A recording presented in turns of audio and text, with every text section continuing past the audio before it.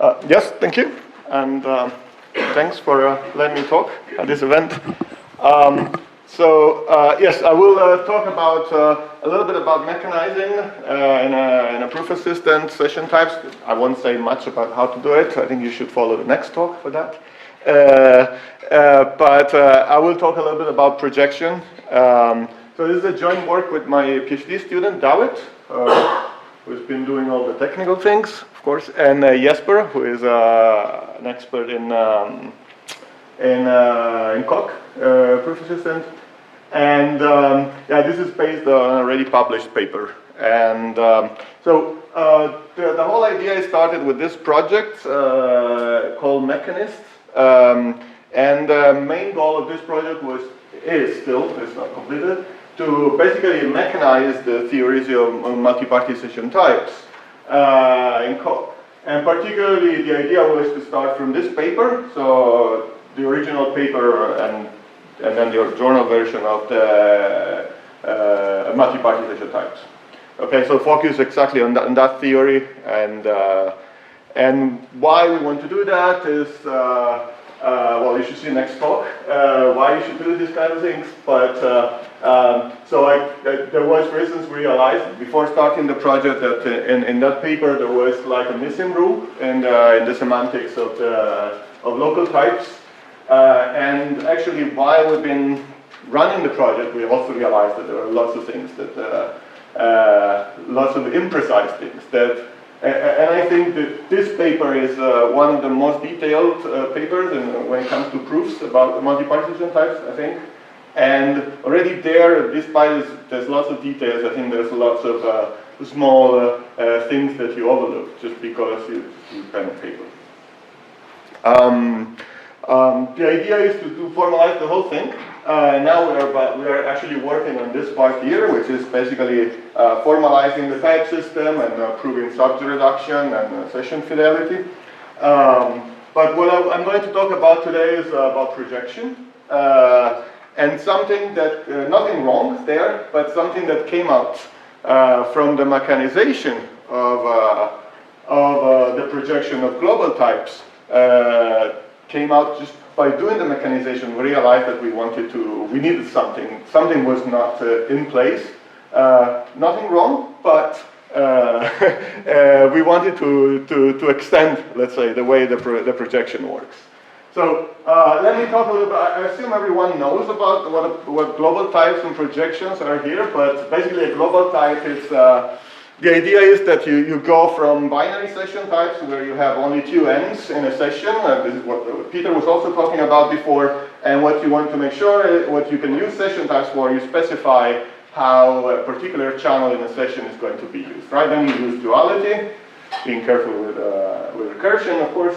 And then you can get a specification for how the other end has to behave. And when you move to, if you want to do multi-parties or more than two parties, then that's not sufficient, just using duality. So you need something built on top of that. So you have this kind of specification language like global types based on the idea of choreography, where you can say what kind of steps the session has to take during execution. By the way, here I have, like in the original paper, I have these exquisite channels. Nowadays are not used a lot anymore, but we have them in this mechanization.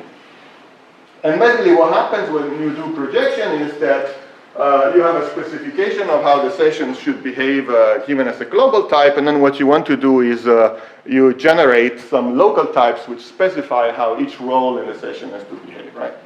And the way projection works is you can also, the idea is to look at, for instance, if you want to project car, then you look at how car in the global types behaves.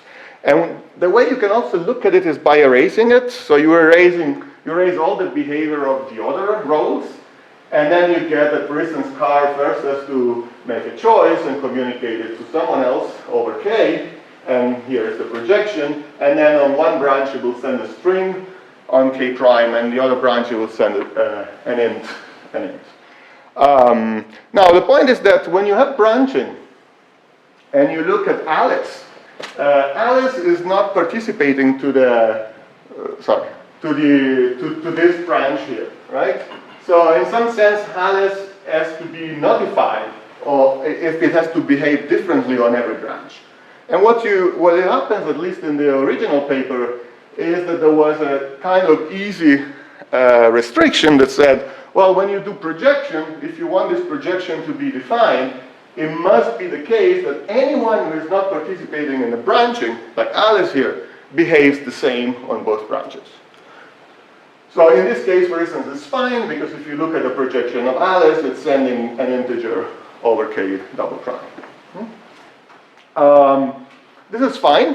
There are generalization of this. This is not the most general way of doing this. In general, the principle is that if somebody is not participating in a branching, then somebody, a way or another, has to notify this role that what branch was taken, if you want this role to behave differently. Now the problem is that if you add recursion, then things can get weird.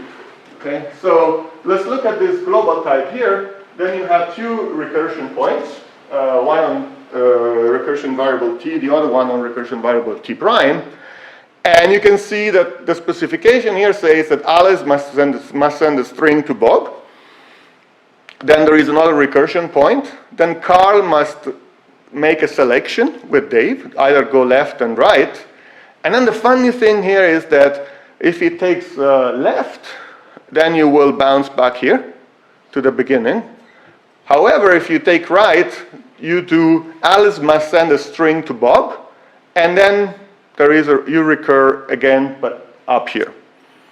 Okay? So it's a very strange global type somehow. No? And you also may ask, why would you ever write something like this? But so first of all, if we look at the restriction I talked about before, here Alice is not projectable. Okay, so this global type would not be projectable because Alice is sending an output and then recurring to point t prime. Instead here it's just a recursion to point t. So this would not be projectable. However, let's look at this global type here. It's there's only one recursion variable, and basically what happens is Alice is sending a string to Bob, then Carl makes a selection, left or right with Dave, and then you go back to the beginning. Okay? And this is projectable for Alice because the behavior of Alice is just go back to the recursion point. Okay? Because the projection is a very syntactical thing, so you need to look at this syntax. And now the question is, well, if you look at Alice, the way it behaves here, it just continuously outputs a string. But if you look at this, the way it was designed, actually Alice is doing exactly the same thing. And if you indefinitely unfold, so you look at the fully unfolded infinite trees, actually this guy and this guy are the same thing. So basically, this is an example where ordinary global type projection fails for basically the same thing, the same global type. In one case, but it doesn't fail at the other. So the main issue is that it's understanding how to deal both with recursion and branching. This is usually the standard way of defining this from the original paper. There are different versions of this, but the whole point is that you fail in one of the cases because you have this check that all branches must have the same projection if they are not part of the branching. There are more recent, at least at the time of writing the paper. I think now there are other versions as well. But this was the most advanced one. But still it was failing the example I gave you. Now, if you look back actually in the 2008/16 paper, there is a hint about, and I think Peter, you were also mentioning this in your talk, about looking at a regular tree representation of these types. And basically what the whole idea is to actually give a coinductive representation of these global types. So basically you have finally the fully unfolded tree. And actually this idea was originally, if I'm not wrong, given in this paper by Gilles-Al et al. And the whole point was to have a definition of, a coinductive definition of global types, and on top of that, give a coinductive definition of projection. Now, if you do a coinductive definition of projection on coinductive global types, you don't have any more that problem. So those two types that I showed you, they are the same thing. So you will be projecting on an infinite tree. However, and this is fine, and the way I would like to look at this as their projection, right? The projection is correct. However, you still want to work with something like this. You want to have a finite representation, and you would like to work with infinite types. With inductive types. And the question is there a connection between these two things? Now, and again, the point is that these two guys here would be the same object.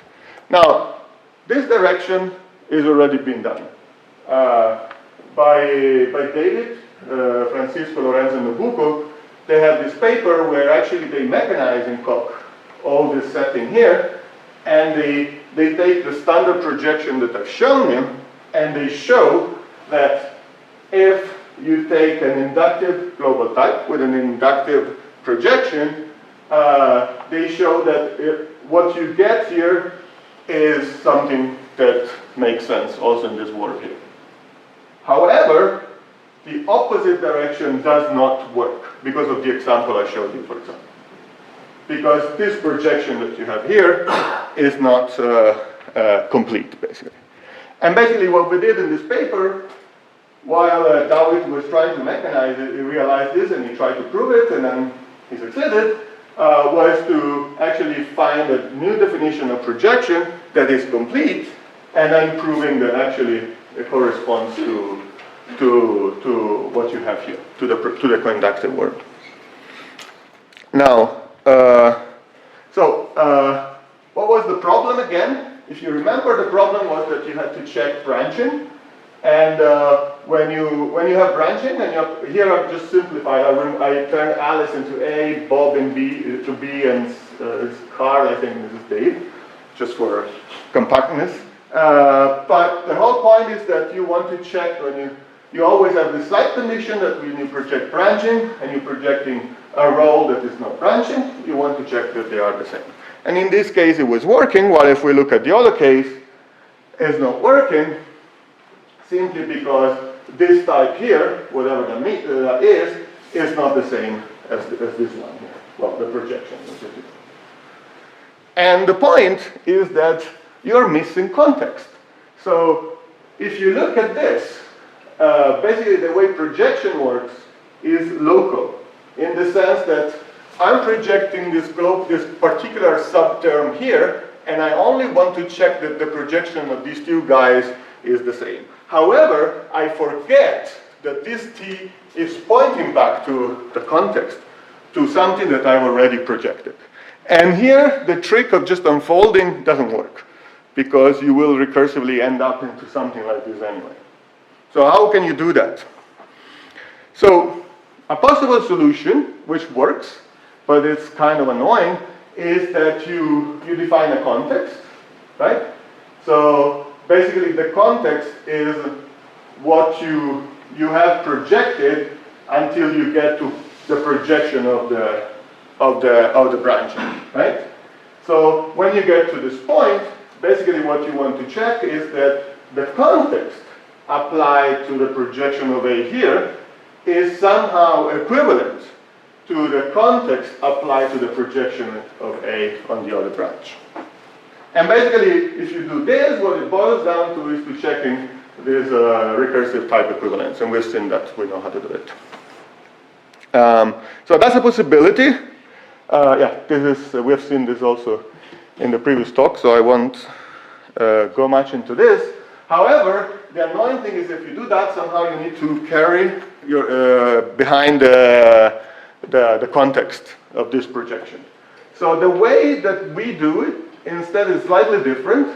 So basically what we do is to first run the projection normally. I will tell you in a minute. So compute actually a candidate projection for one particular row, and then, so you get some local type T for projecting the A, for example, that I showed you before, and then what you need to do is to run some sort of validation process to check that that T is actually good enough. I'll tell you in a minute what I mean. But what you see here is basically some sort of coinductive relation. Actually, here I'm going to cheat a little bit because I'm telling you how to compute this as well. But in the paper, we have a coinductive definition relation defined on inductive types. And then on the side, we also provide an algorithm which is kind of standard for computing that relation. Just an example, just how I show you how we do it. So basically, when you get to this is basically for computing the candidate output, so the candidate projection. And basically, what you do is here, if you remember the standard way of projecting, here there was also an extra condition that checks that all branches have the same projection. Well, here we say, well, forget about that. We want a total function. Project anyway, but just project the first branch, okay? So we just do that. And now you say, okay, but that's weird. Why are you doing that? I mean, how about the other branches? What if something goes on differently? So this is how you do it. It's very standard. However, then we have a second step where actually we need to check that what we have generated from this operation here is somehow compliant, is projectable. So it's compliant, is related, or equivalent, whatever you want to call it, with the global type that we originally had. And that's the way basically to remember what the context is. And the way it works is that, so for instance, if we project A, and we get an output of an integer here, we got this term here, and this was the original global type. So you start doing the projection. First you look at A. Okay, this one matches. So you just do a matching, like by simulation, really. And after you do that, you will get basically this G2 here. And you need to show that it's equivalent to this term here. It's related to this term. You need to unfold once, and then you will end up with this thing. And here where we had the problem, where we had to check that the projection of G1 of A in G1 is the same as the projection of A in this thing here. So what do you do here? How many times do you have to unfold? What is enough? You unfold I think you unfold every time you meet once, you unfold it. And you do it once. And I think that if I remember correctly, it can happen only twice in the algorithm. Twice, right? Twice, Twice, then you can not commute more. Yeah, right? so the point is that the algorithm works like it's a standard coinductive for regular coinductive trees. Once you meet you have some storage, you save if you meet something that you met before, then you're done. So it's not very complicated. It's not very complicated. But you need to unfold. I mean, the rules are, so the relation, now that you've asked, the relation is this one. And this is coinductive, and we have some unfolding points that you need to do. But I'm not going to go into details here, but yeah. Right. So, but then when you get to this point, it's here that you check that all branches are compliant. They're kind of equivalent, according to this relation, to what you got here. So basically you get two subtasks. You need to check that G1 is equivalent, is related, for row A with G1, and at the same time also this one. And now you can forget about all this recursion thing, because it becomes, it's part of the relation itself. Yeah. And it's really, what you do here corresponds, it's not the same thing, but intuition is what you have back here, where you did basically a pure syntactic check. All right, so I think I don't have much left. So So basically the way our projection works is that you compute this candidate projection, and if it's related to G that you're projecting, then that's the result that you have. Otherwise, it's undefined. And basically what we prove, and this has been mechanized in Coq, is that so we have a relation called unraveling that actually I think comes from the Dawit paper, the one I was mentioning before. But basically relates this world with this world. And the point, what the theorem basically says is that if you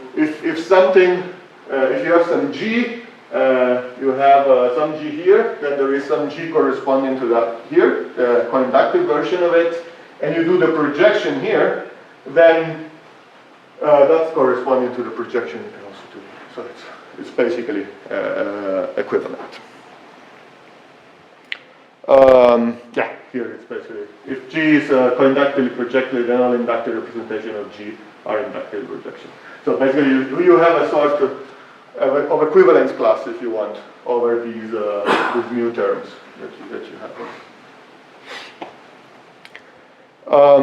Yeah, so here is some facts. Yeah, basically, well, you always can check if something is projectable by doing this check here. Yeah, here maybe to Vasquez, I always unfold some of the mu t's. Termination has actually been proven by, and it's basically by well-founded recursion. And this one, I haven't checked this, but this one I had it from Dawit, the complexity of the projection. Some related work.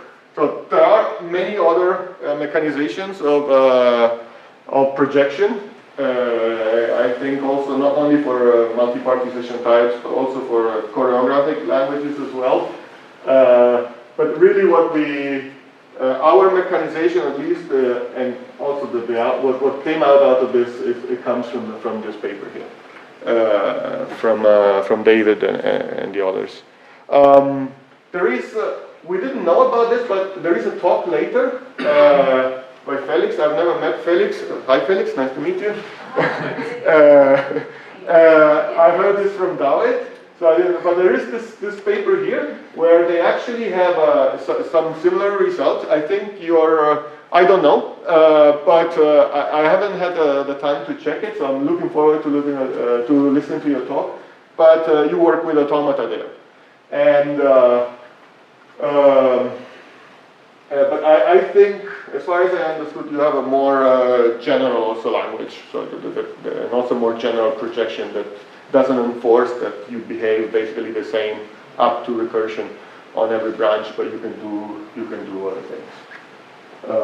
Yes, and I think yeah, that's it. That's the conclusion. Yeah, but if you want to know a bit more about Coq, it's about 5,000 lines of code. And yeah, the mechanization is publicly available. It's linked from the paper. And now basically what we're doing is we're trying to prove the subject reduction with these types.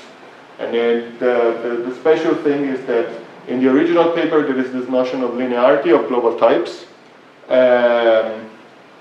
Because you don't have a channel for every ordered pair of rows, but you have just, it's like a shared memory if you want. You have just a limited set of channels, and for that you need to make sure that the global types doesn't do weird stuff, doesn't generate raises basically. So there is an extra check that you need to do on top of that. And we have mechanized that, and also shown that it's decidable, but it's a little bit more complex than to show that how subject reduction and session fidelity work. Thank you.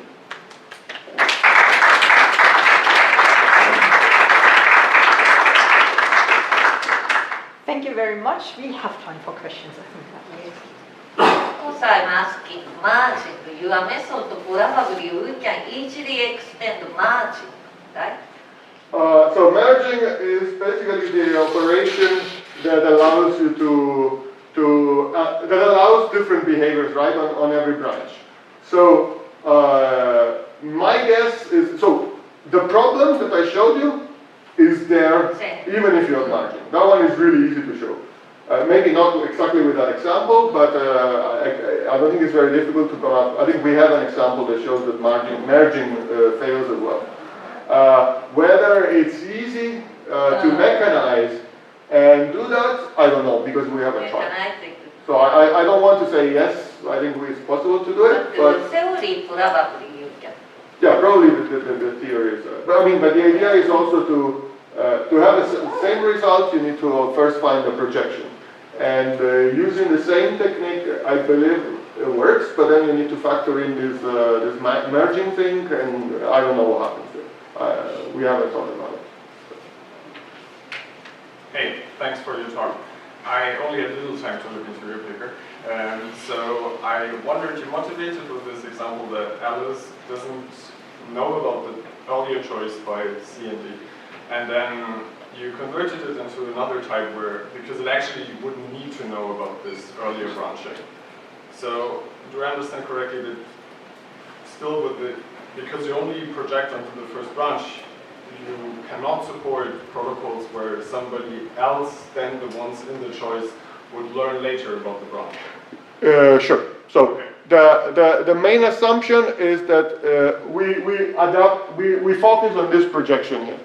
Yeah. And this projection says, okay, we know that you can make it more interesting and more useful, but here where the point was, okay, what's the easiest way to actually have something reasonable where we can rise on examples? Okay. And so then we focus on this, then the check that we do to deal with this recursion adopts this assumption. So as Nabucco said, if you want to do merging that allows different behaviors, so the whole principle I believe is, please somebody tells me what you chose at some point.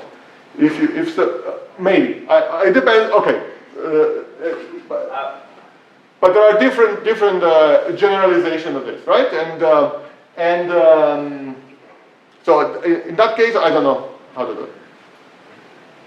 Yeah, I was just continuing on the same line. It seems to me that here, by picking G1, we just already implicitly assume that all the projections on all the GIs are the same. And therefore, I don't see very well how this could be generalized to the case of merging. Yeah, if you do merging, probably you will need to change this translation. My guess, okay, can I give you a guess? So my guess is that instead of picking G1 here, you will take the merge, and then you have an issue, because then you need to make sure that merge is compatible with recursion. And but since it's with local types, maybe it's not so difficult. I don't know. But for sure, picking G1 already here, as you said, Ilaria, implies that you will just check later that they are equivalent to G1. Absolutely. One last question. So can I share my guess about the merging issue? So because my interpretation of your talk, which by the way I think was very nice, is that you're trying to give a semantic, you're trying to look at this particular condition that was strictly syntactic in the original definition from a semantic point of view. And I would have expected that merging would have been like, okay, you would have leveraged on that semantic approaches to also accommodate merge. But of course you're more skeptical about how things could take from there. I think I'm sure Felix in his work they do it. So we don't do merging. You don't do merging, okay. No.